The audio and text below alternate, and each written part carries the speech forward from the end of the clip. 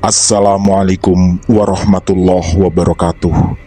Selamat jumpa kembali sahabat-sahabat viewer dan subscriber channel Titah Misteri. Kali ini kami akan membawakan sebuah kisah misteri dengan judul Horor Bengkel di Pinggir Jalan. Selamat mengikuti.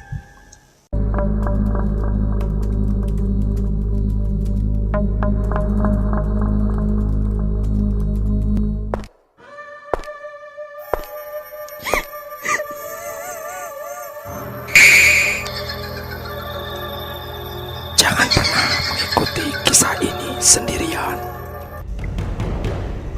Jawa Barat 2006. Dulu aku tak pernah percaya dengan adanya makhluk halus. Atau lebih tepatnya, hanya percaya bahwa mereka ada tapi mustahil bersentuhan dengan manusia. Semua cerita tentang hal-hal mistis pun hanya kuanggap sebagai dongeng pengantar tidur atau sekedar tipuan belaka dari siapapun yang membawakannya. Apalagi di zaman yang serba modern, aku pun semakin yakin dengan pendapat itu. Jadilah aku orang yang skeptis setiap kali mendengar kisah mistis. Bagiku, cerita horor hanyalah konsumsi orang-orang yang tak mampu memaksimalkan rasio dan logika. Kebetulan, aku tumbuh dan besar di tengah hiruk-pikuk kota Jakarta. Sejak kecil, bapak dan ibu juga tak pernah menakut-nakuti aku dengan hantu dan semacamnya. Termasuk pula pada dua adikku. Maka, aku tumbuh menjadi seorang laki-laki yang pemberani untuk urusan hal-hal gaib. Minimal, itulah penilaian dari teman-temanku. Tapi, semua pendapat itu langsung runtuh ketika aku terjebak dalam suasana yang sangat tidak masuk akal. Malam itu, gerimis mulai mengguyur kawasan sekitar kantorku. Karena akhir bulan, kami harus berjuang menyelesaikan laporan dan mencapai target. Kebetulan aku bekerja di sebuah lembaga keuangan dan tugasku adalah bagian penagihan.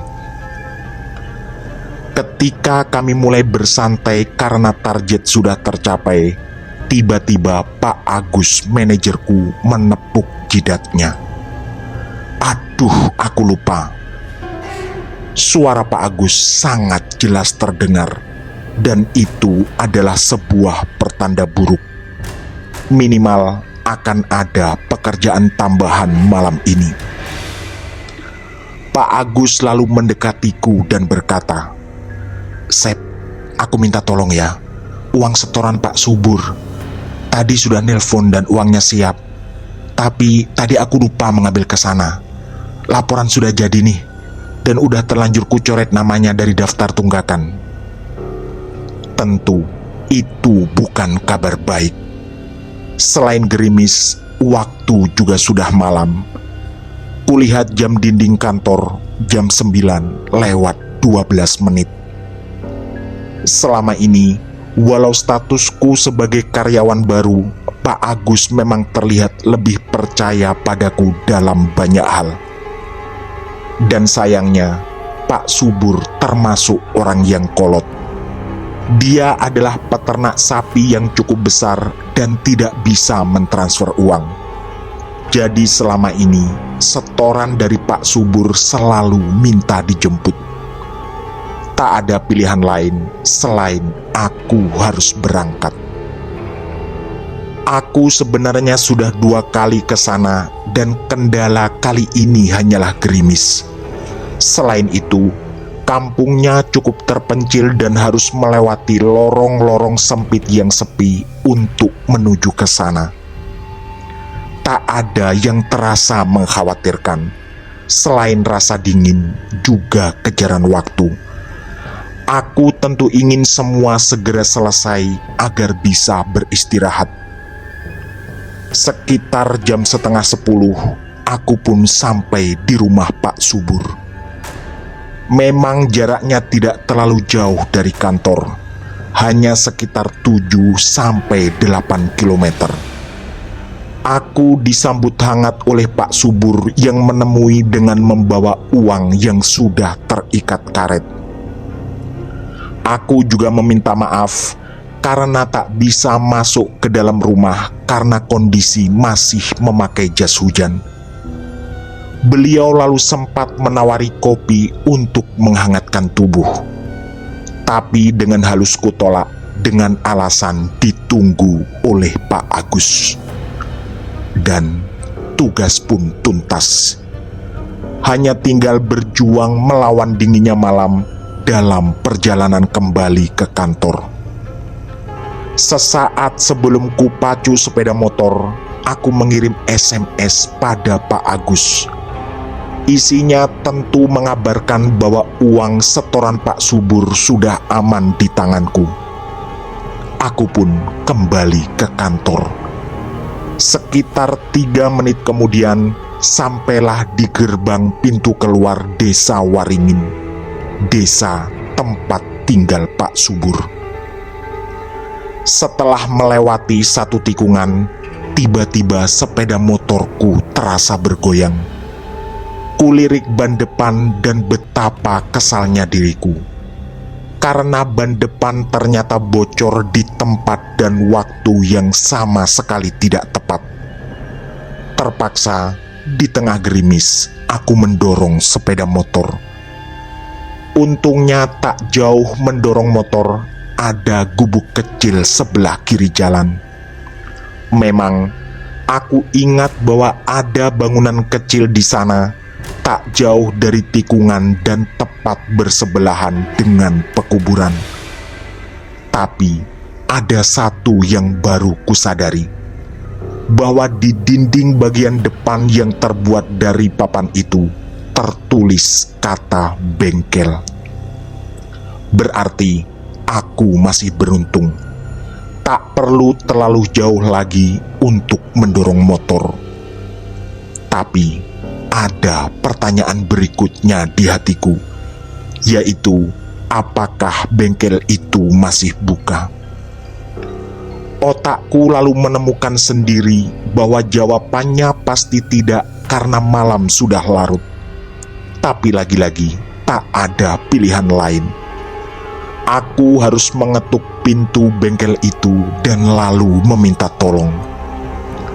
Masih dengan berjas hujan, ku parkir sepeda motor tepat di depan gubuk kecil itu. Lalu pintu pun ku ketuk. Tak ada jawaban sama sekali. Mungkin pemilik bengkel tidak tinggal di sini dan hanya di siang hari ada orangnya. Maka habislah harapanku. Pilihan berikutnya tentu mendorong sepeda motor lagi. Seingatku sekitar 2 kilometer lagi baru ada bengkel. Memang bukan jarak yang jauh jika ditempuh dengan berkendara motor, tapi tentu akan sangat melelahkan jika dengan mendorong sepeda motor. Suasana tentu sangat sunyi. Apalagi tepat di sebelah bangunan kecil itu ada pekuburan yang tidak terlalu besar. Tapi ketika aku kembali berjalan ke sepeda motor, tiba-tiba telingaku menangkap suara batuk. Aku pun berbinar.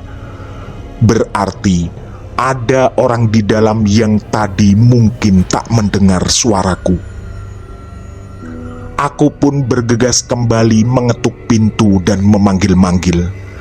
Kali ini dengan suara yang lebih kukeraskan. Pak, Pak. Tak lama kemudian keluarlah seorang bapak tua. Dengan sopan aku meminta maaf karena mengganggu malam-malam. Lalu ku ceritakan bahwa ban sepeda motorku yang depan bocor.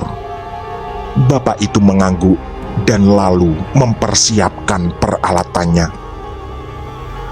Kemudian mulailah beliau bekerja.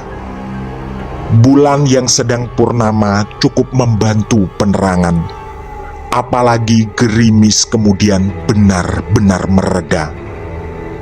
Sambil membuka ban depan, bapak itu mengajak ngobrol. Beliau mengaku bernama Pak Ruhyat dan sudah tinggal di rumah itu sejak kecil. Hanya saja, sekarang tinggal sendiri karena istri dan anaknya sudah meninggal. Beliau kemudian menceritakan kisah hidupnya yang ternyata sangat menyedihkan. Katanya, dulu dia hidup serba berkecukupan. Tapi sayang, istrinya kemudian meninggal ketika anak satu-satunya berumur 10 tahun. Dan sekitar 1 tahun kemudian, sang anak juga meninggal. Pak Ruhyat memutuskan untuk tidak menikah lagi dan mulai saat itu hidup sebatang kara. Aku sempat terbawa suasana dan ikut berkaca-kaca mendengar cerita Pak Ruhyat.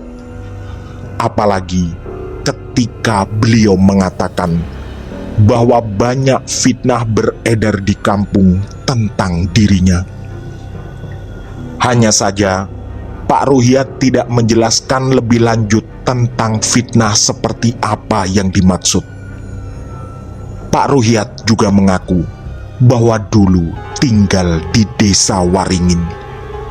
Mendengar itu, aku pun menyampaikan bahwa baru saja pulang dari rumah Pak Subur. Pak Ruhyat tersenyum dan lalu mengatakan bahwa bapaknya Pak Subur adalah orang yang sangat baik. Namanya Pak Maman. Hanya saja beliau sudah lama meninggal. Ketika cerita sedang asik-asiknya, pekerjaan telah selesai dan ban depan sudah terpasang dengan sempurna. Aku pun merogoh dompet sambil bertanya tentang ongkos.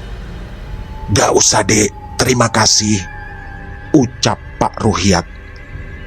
Aku tentu menolak dan merasa tidak enak jika semuanya gratis.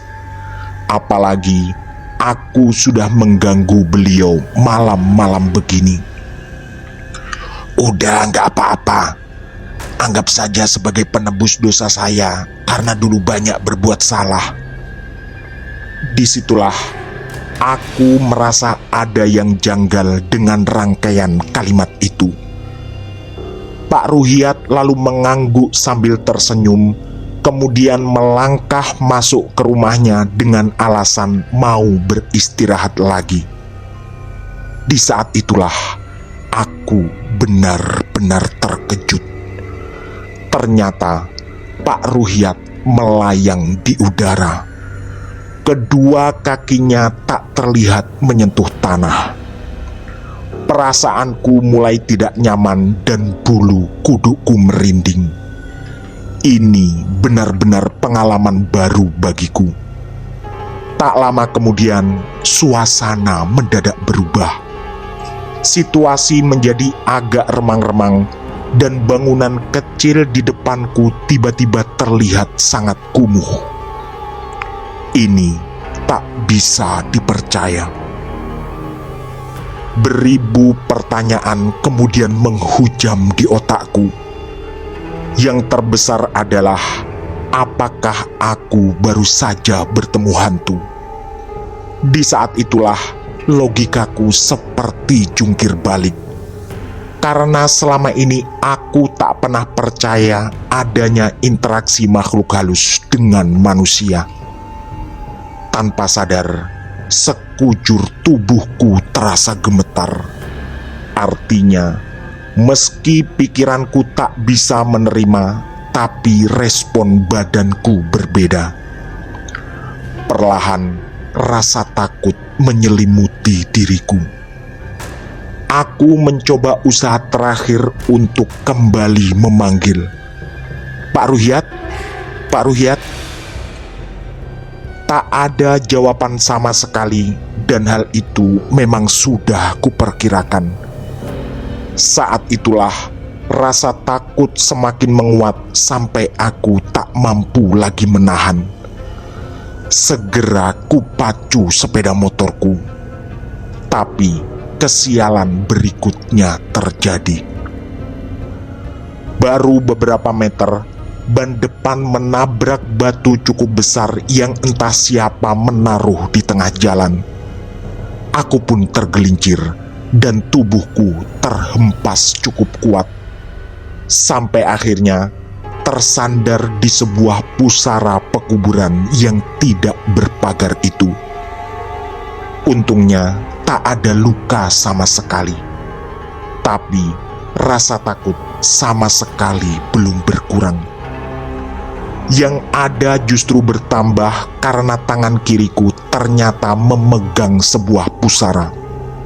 Tertulis di sana, Asep.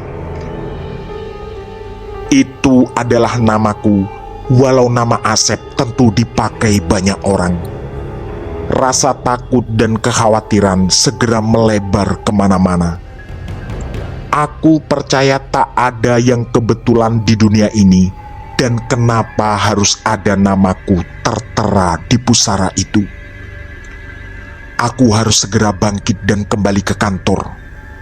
Begitu yang kutanamkan dalam hati. Masih dengan tubuh gemetar, aku berusaha berdiri.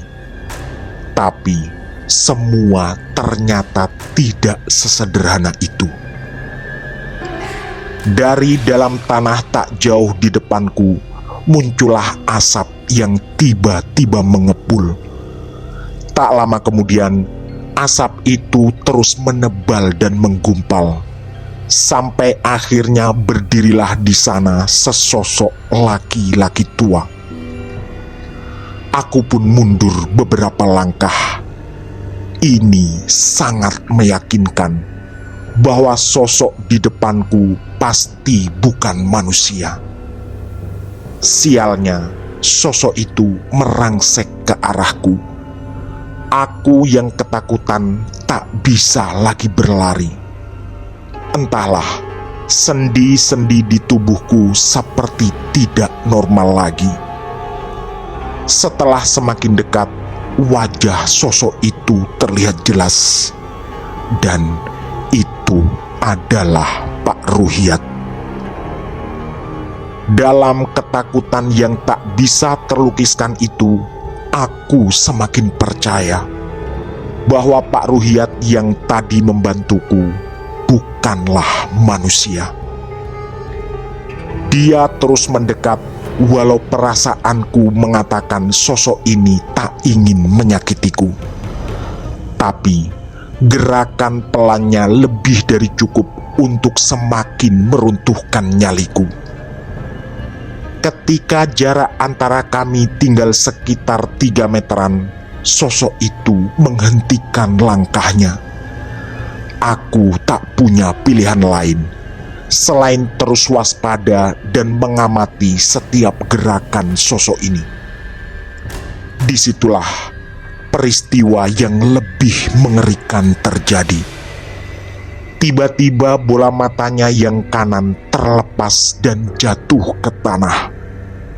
Belum hilang keterkejutanku, bola matanya yang kiri juga menyusul jatuh beberapa saat kemudian. Kengerian ini benar-benar di luar batas. Kemudian, sosok itu berjalan lagi ke arahku dengan kondisi kedua matanya berlubang. Aku ingin berteriak, tapi entah kenapa tak ada suara yang keluar sama sekali.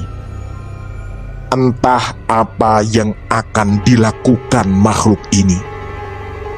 Aku tersudut dan terus melangkah mundur, sampai akhirnya tersandar di batang sebuah pohon besar.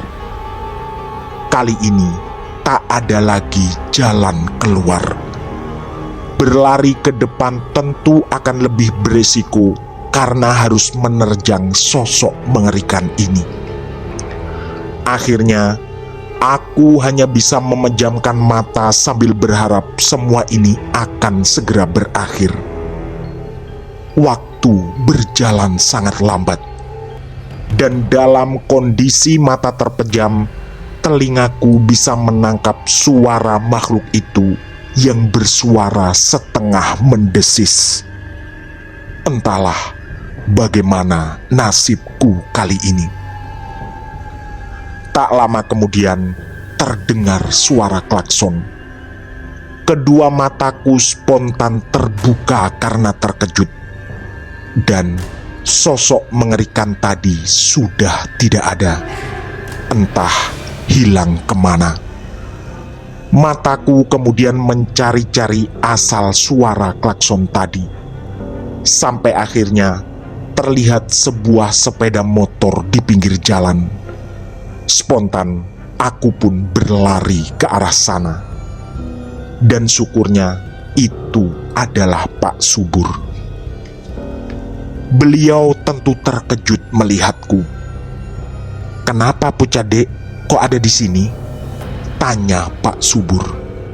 Dengan terbata aku pun menceritakan semuanya. Pak Subur manggut-manggut mendengar penjelasanku. Kemudian beliau memintaku menunggu sebentar karena ternyata Pak Subur mau mengambil dompet yang tertinggal di kuburan setelah tadi sore berziarah ke makam kakeknya.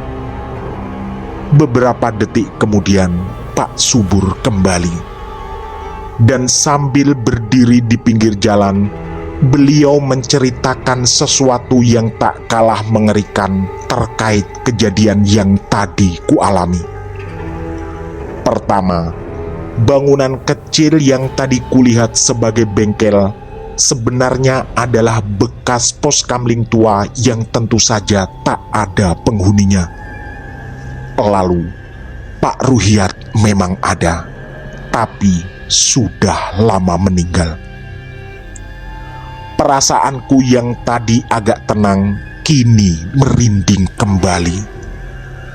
Kata Pak Subur, dulu ketika beliau masih kecil, ada seorang tetangga bernama Pak Ruhyat. Dia mempunyai satu anak yang bernama Asep yang juga dimakamkan di kuburan ini. Aku pun teringat tentang pusara bertuliskan Asep yang tadi aku tersandar di sana. Mungkin itu adalah Asep, anak Pak Ruhyat. Kemudian kata Pak Subur, kehidupan Pak Ruhyat memang menyedihkan. Setelah membeli beberapa petak sawah, terhembus desas-desus bahwa kekayaannya berasal dari jalur pesugihan. Apalagi setelah istri dan anaknya meninggal. Banyak warga yang menuduh bahwa mereka berdua adalah tumbal dari pesugihan Pak Ruhyat. Pak Subur sendiri mengaku tak paham kebenarannya karena beliau masih terlalu kecil ketika itu. Salah satu warga yang selalu menenangkan Pak Ruhyat adalah bapaknya Pak Subur. Sampai akhirnya mereka berdua sangat dekat. Tapi sayang, Pak Ruhyat juga meninggal tak lama kemudian. Mungkin karena dia terlalu tertekan. Sejak saat itu, kata Pak Subur, ada beberapa orang yang mengaku ditemui sosok mirip Pak Ruhyat di bangunan kecil bekas pos kamling tadi. Aku pun manggut-manggut mendengar itu dan mulai merasa menemukan benang merah atas semua ini. Ada yang berubah dari cara berpikirku, bahwa ternyata ada kemungkinan makhluk halus berinteraksi dengan manusia. Karena teringat Pak Agus dan kantor, aku pun segera pamit. Tak lupa aku berterima kasih karena kedatangan Pak Subur tadi membuat makhluk menakutkan yang mengaku bernama Pak Ruhyat tiba-tiba lenyap. Entah apa yang akan terjadi andai saja Pak Subur tidak datang. perjalanan ke kantor berlangsung cukup lancar, dan aku tak berniat menceritakan kejadian barusan pada siapapun. Ada rasa gengsi yang kuat karena selama ini aku mengaku tak percaya pada hantu. Proses tutup buku akhir bulan pun berjalan normal, dan aku pamit pulang ke tempat kos sekitar jam 11 malam. Ada rasa lega luar biasa karena semua telah terlewati. Apalagi besok kebetulan hari libur dan aku bisa bangun agak siang. Karena kecapean, aku pun langsung terlelap tak lama setelah membaringkan tubuhku di atas kasur. Keesokan paginya, sekitar jam 9, tiba-tiba aku ingin berkunjung ke rumah Pak Subur. Ada keinginan kuat untuk kembali lagi berterima kasih. Selain itu, juga berjalan-jalan karena aku tak pulang ke Jakarta. Sesampai di sana, Pak Subur menyambut dengan hangat. Kebetulan beliau baru saja memberi makan sapi-sapinya di kandang. Setelah dipersilahkan duduk, aku pun mengutarakan maksud kedatangan, terutama sekali lagi berterima kasih atas kejadian tadi malam. Disitulah wajah Pak Subur terlihat terkejut. Lalu beliau memintaku untuk menceritakan lagi apa yang kualami tadi malam. Dan ternyata aku harus mendengar kejutan besar lagi. Bahwa tadi malam setelah aku datang menjemput setoran, Pak Subur langsung tidur dan tidak kemana-mana lagi. Tentu saja aku terperangah. Melihat wajahku pucat, Pak Subur lalu berusaha menenangkanku. Kemudian beliau menceritakan sesuatu. Dan ternyata ceritanya sama persis dengan yang dibawa oleh sosok mirip Pak Subur tadi malam, yaitu tentang Pak Ruhiat yang dulu dikabarkan menjadi pelaku pesugihan. Tak ada satu bagian cerita pun yang berbeda, termasuk anaknya yang bernama Asep dan dimakamkan di kuburan tempat tadi malam aku terjatuh. Entahlah apa yang sebenarnya terjadi tadi malam. Yang jelas, aku menjadi percaya bahwa makhluk halus ternyata ada kemungkinan berinteraksi dengan kita, walau keadaan dan suasananya tetap tak bisa dijelaskan dengan logika. Tamat. Demikian kisah misteri dari kami, horor bengkel di pinggir jalan. Semoga kisah-kisah kami cukup menemani sahabat semua. Mohon maaf apabila terdapat kesalahan dalam pemilihan atau penuturan kata. Kami atas nama segenap kru Titah Misteri mengucapkan terima kasih. Dan wassalamualaikum warahmatullahi wabarakatuh. Pesan saya, jangan bercermin sendirian di tengah malam. Sampai jumpa.